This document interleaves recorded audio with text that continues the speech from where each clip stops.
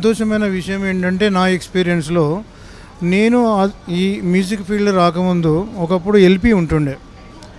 ఆ ఎల్‌పీలో విన్నప్పుడు ఇంట్లోనో లేకపోతే పెళ్ళిళ్ళలో పెట్టుకొని అప్పుడే అంత మట్టుకు సంతోషపడేవారు.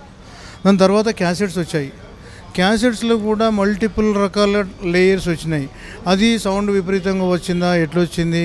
దాన్ని బట్టి పైరసీలో వింటే ఎట్లా ఉంటుంది? ఒరిజినల్‌లో వింటే ఎట్లా ఉంటుంది? దాని తర్వాత సీడీస్ వచ్చినాయి. సీడీస్ ఇంకింత పాపులర్ అయినాయి. సో అంటే మా కంపెనీలో ఎప్పుడైతే మ్యూజిక్‌కి సంబంధించిన అడాప్టేషన్ వస్తున్నాయో ఒకటే నినాదం మీద వర్క్ చేస్తున్నాం. That is the quality. ఆ క్వాలిటీ అనేది ఇంతవరకు మమ్మల్ని కాపాడుకొచ్చింది. ఎన్ని అడాప్షన్స్ వచ్చినాయంటే అన్ని అడాప్షన్స్ మీకు తెలియదు కాదు గ్లోబల్లో. సో లాస్ట్ ఇప్పుడు ఈ ఎక్స్పీరియన్స్ కూడా ఒక రకమైన అందరూ కావాలనుకునే టైంలో అంటే రకరకాలుగా ఎంజాయ్ చేస్తున్నారు. కారులో వింటారు, ఇంట్లో వింటారు, రకరకాలు. అంటే ఇదేంటంటే అబ్బాయి ఎక్కడ ఏం జరిగింది, మనకేం జరిగింది అనేది అనే విషయం తెలుస్తుంది ఇప్పుడు ఇక్కడ.